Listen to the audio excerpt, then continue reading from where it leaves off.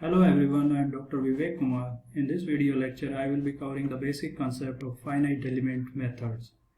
So far, some of the topics of this finite element method has been covered by Dr. Pawan Gurala in the previous lectures. And he have discussed the motivational part of applying finite element method in mechanical engineering problems. He have discussed the discretization process, that is dividing the entire solution domain into smaller regions which are known as the elements.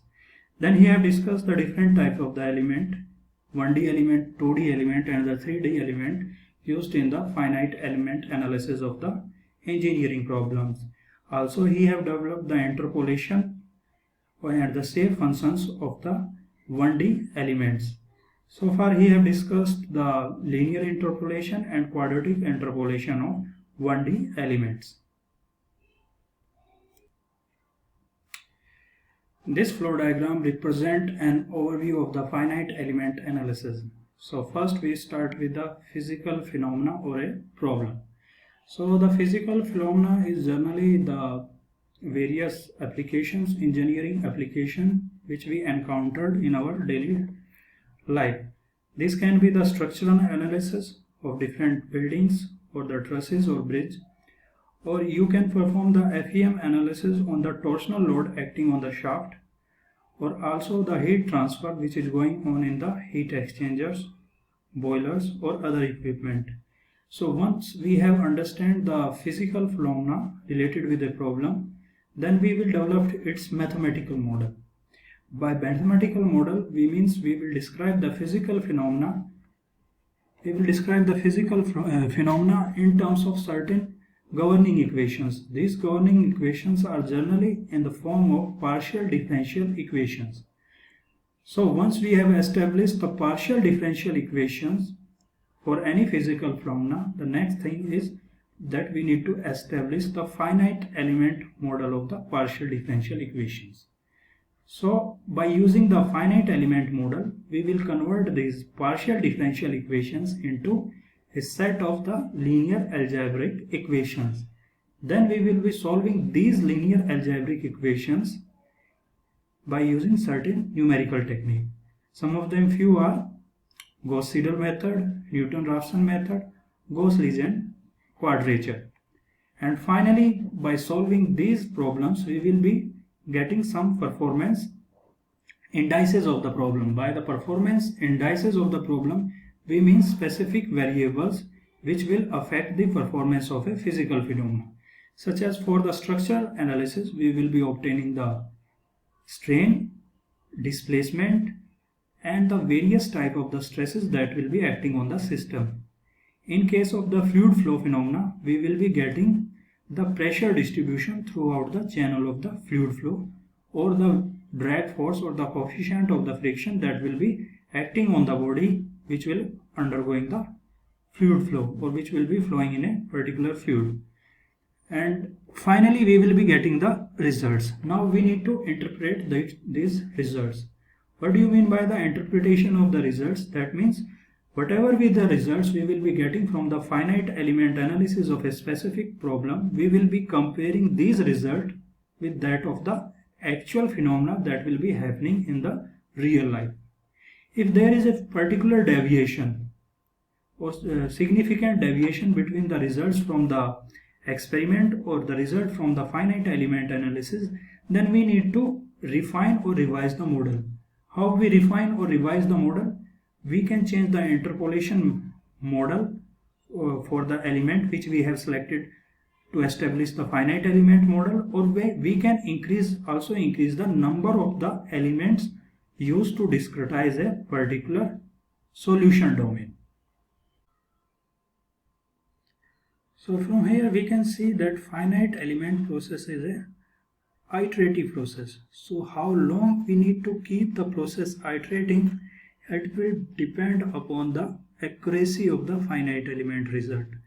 And how to check the accuracy of the finite element result? For this we need to compare the FE results with the experimental result.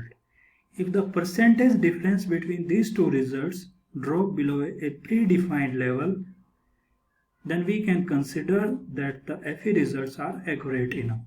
in the process or the physical phenomena where the complexity are very less, we can assume that if the percentage difference drop below 20%, we can say that the FE results are accurate enough to simulate a physical system.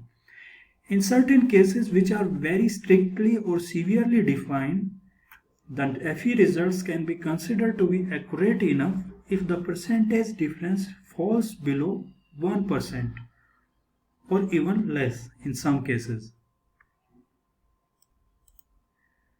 Now let us discuss the various steps which is involved in performing finite element analysis of an engineering problem. The first step is discretize the domain. In this step we will divide the solution domain or the solution region into small subregions which are known as elements. These elements can be of different shapes. They can be 1D element, 2D element or 3D element, depend upon the complexity in the engineering applications or the physical phenomena. The second step is to select a proper interpolation or the displacement model. By the proper interpolation model, we mean to say that how a primary variable, in this case which is displacement, will be varying within an element. Next step is to develop the algebraic equation or the linear equation for each element within the solution domain. This algebraic equation will be expressed in the terms of stiffness into displacement is equal to external load acting on that particular element, or we can say Kx is equal to P. Now we will express this type of the equation for all the elements which we have considered in the system. The next step are to assemble all these equations in the metric forms to represent the overall partial differential equation of the system. So by performing the finite element, we have converted the partial differential equations for a particular physical phenomena into set of linear algebraic equations. And in this case, these linear algebraic equations will now be solved for the nodal displacement for each particular node. Now, using the values of these nodal displacement, we will be calculating the strains within each element and the stress that will be acting on the different element or over the entire structure which are undergoing finite element analysis. Now let us discuss how to discretize a domain. For example, let us consider a cooling tower employed in a thermal power plant.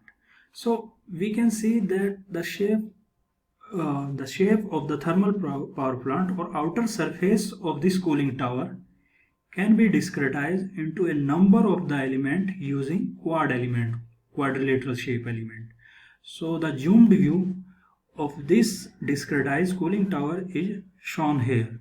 Here we can see that there are a number of the quadrilateral elements which are connected to each other through their edges. So each quadrilateral element will be sharing particular nodes with the neighboring element. And one of the prerequisites of performing finite element analysis is that under the influence of the external load, these edges or these nodes will not be separated. So for performing this finite element analysis, we can have the linear element or the 1D element. Then we can have the 2D element of the different shape. For the example, triangular element which will be having 3 nodes connected to each other.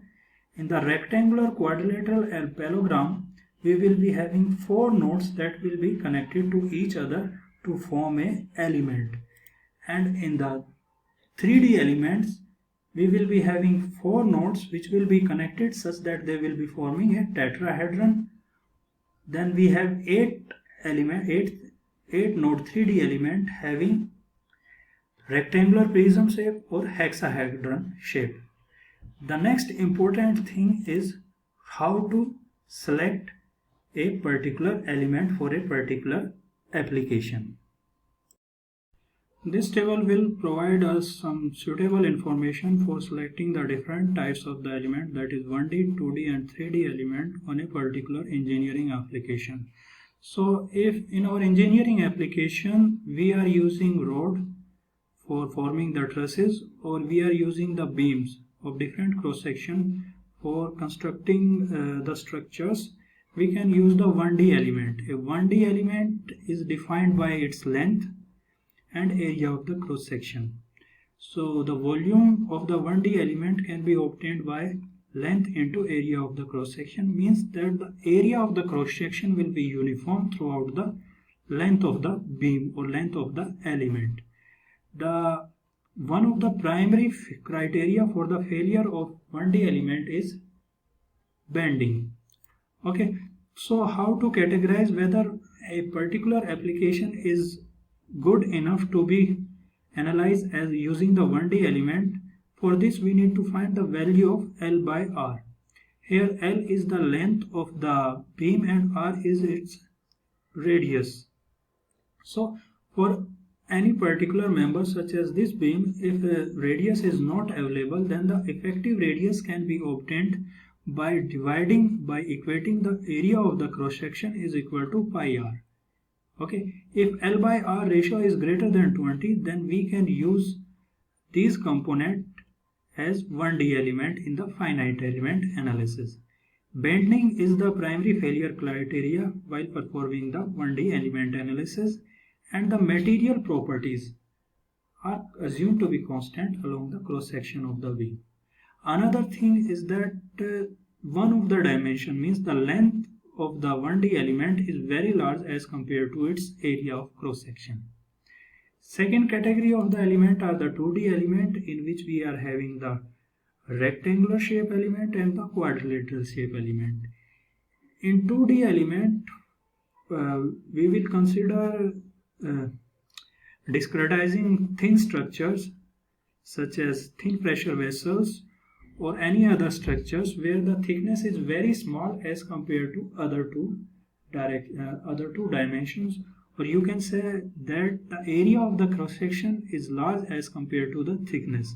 Some of the common shapes here are triangular shape element and the quad shape element.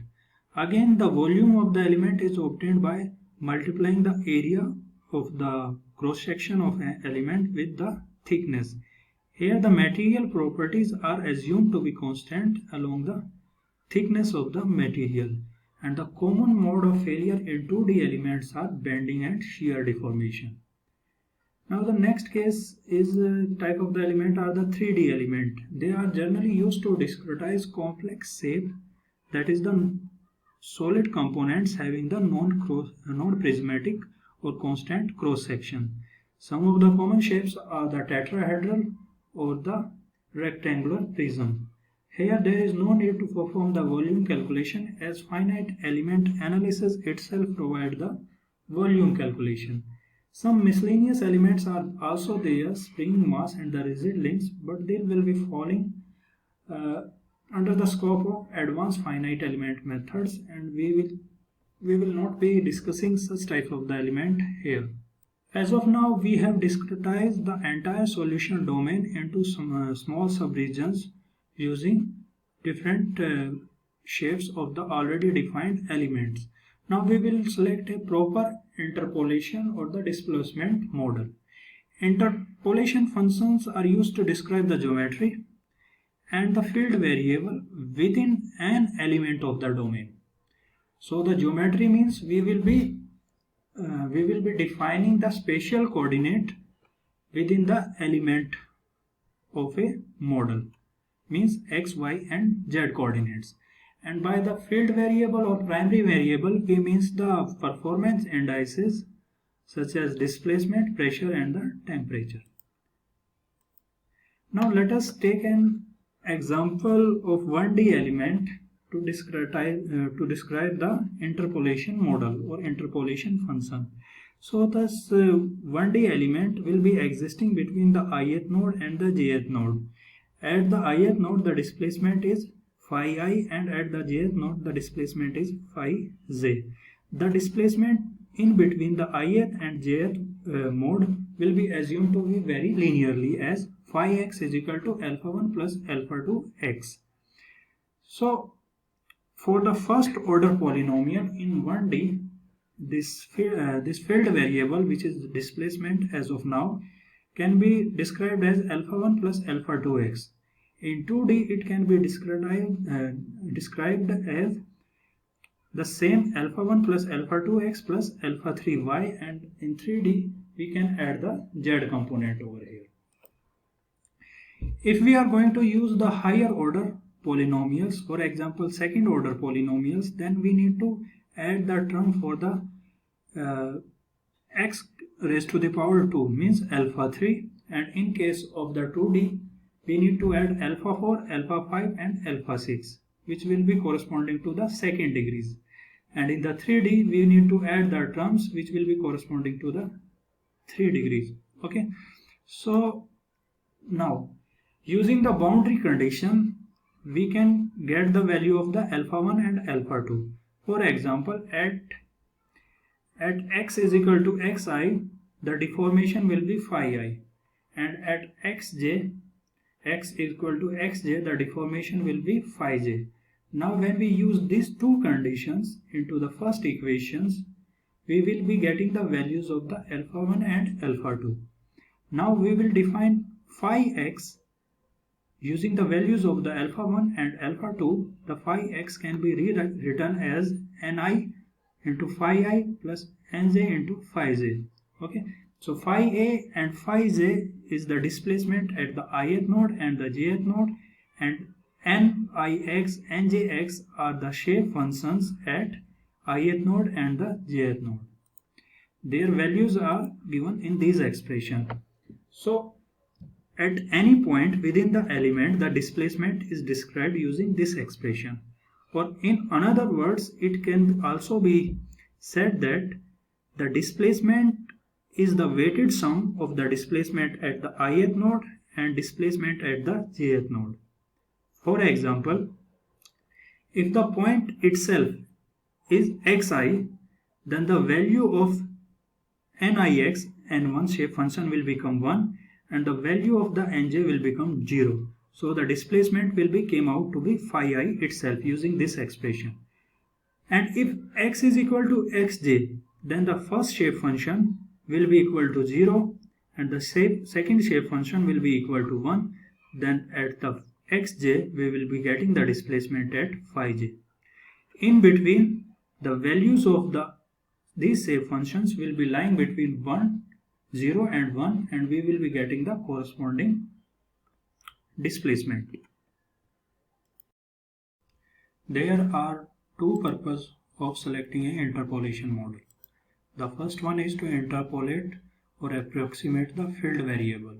In this case, the field variable is displacement. So we have defined the displacement as shape function for the ith node into the displacement at the ith node plus shape function at the jth node into displacement of the jth node, and it can be expressed as vector multiplication of the shape function matrix and the displacement matrix. Another function of the interpolation is to interpolate or approximate the geometry. So using this expression, we have approximated the value of the x coordinate within the element using these shape functions and the value of the x coordinate at the ith and the jth node. Again, this can be expressed as matrix multiplication of the shape function and x, where x will be having the values of the xi and xj. Now suppose a condition exists that the value of the shape functions for approximating the geometry is same as that of the values of the shape function which are used to approximate the field variable. In such cases, we will be defining the element as isoparametric element, means order for polynomial for both the field variable and for the geometry is same. Now let us assume a condition in which the order of polynomial for approximating the geometry is greater than order of polynomial used for approximating the field variable. Such type of the element are known as the superparametric element. These are generally used for the complex shape of the solution domain or for the mechanical component. Third category is subparametric element. In this category, the order of polynomial for the field variable is greater than the order for polynomial for the geometry. There are three guidelines generally used to select a proper interpolation or displacement model. The first one is order of interpolation polynomial should satisfy the convergence. The convergence is said to be achieved if the results generated from the FEM will fall below a certain percentage limit with respect to that of the experimental result. If the result from the FEM model is not converging towards the experimental result, then we need to increase the order of the polynomials to get the more accurate results. However, increasing the order of the polynomial will require more computational time as well as accuracy. The second criteria is that the FEM result for the field variable obtained using a particular polynomial model should not depend upon the coordinate system employed in discretizing the field domain. And the third condition is that the number of the generalized coordinate, or you can say the coefficients within the polynomial function, should be equal to the number of the nodal degree of the freedom. For example, in case of the 1D element, we are having 2 degree of the freedom, that is displacement at the ith node and displacement at the jth node. So the corresponding polynomial function for expressing the displacement over the element will be alpha 1 plus alpha 2 into x. So here we are using two coefficients, alpha 1 and alpha 2, and also the degree of the freedom of the element is 2, that is the displacement at the ith node and the jth node. If somehow we introduce another in between node at the mid of the element, then we need to modify this expression for approximating the field variable. Now we are having the 3 degree of the freedom, so correspondingly we will be defining phi x is equal to alpha 1 plus alpha 2x plus alpha 3x square. So here we will be using three coefficient alpha 1, alpha 2, alpha 3, which will be corresponding to the 3 degree of the freedom within the system. Now let us take the case of a 2D element, 2D quad element formed by connecting first, second, third and fourth node. The polynomial used to describe the displacement within this element is alpha 1 plus alpha 2 x plus alpha 3 y. Okay, so there will be linear so we will be using linear interpolation model between the any two element.